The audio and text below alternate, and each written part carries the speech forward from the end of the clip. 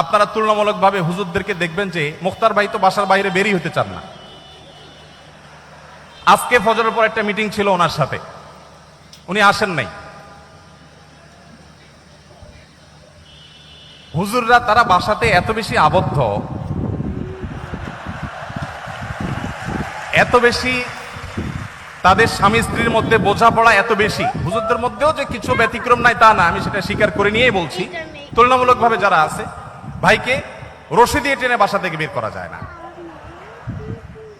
শুধুমাত্র ভাই কেন, এ রোগের রোগী আমি নিজেও, আমরা সবাই কম বেশি।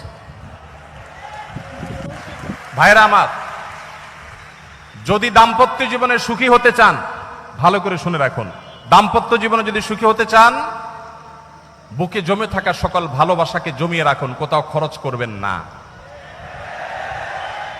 রাস্তাঘাটে, পার্কে, ক্লাসরুমে, অজায়গায় কুজায়গায় ভালোবাসা সব খরচ করে বিয়ের পরে যখন ভালোবাসা বিনিময় করার দরকার হবে, তখন দেখবেন পুঁজিতে টান পড়েছে, তখন দেখবেন পুঁজি আর পাওয়া যাচ্ছে না।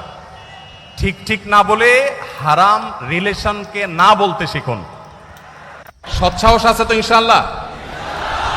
কোন কোন যুবক হারাম রিলেশন থেকে বেরিয়ে আসার প্রতিজ্ঞা করবেন? হাত তুলে দেখানোর সৎসাহস আছে?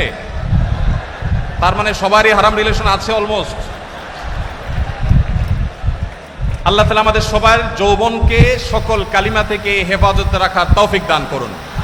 ইসলাম বিবাহ বহির্ভূত সম্পর্ককে হারাম করেছে।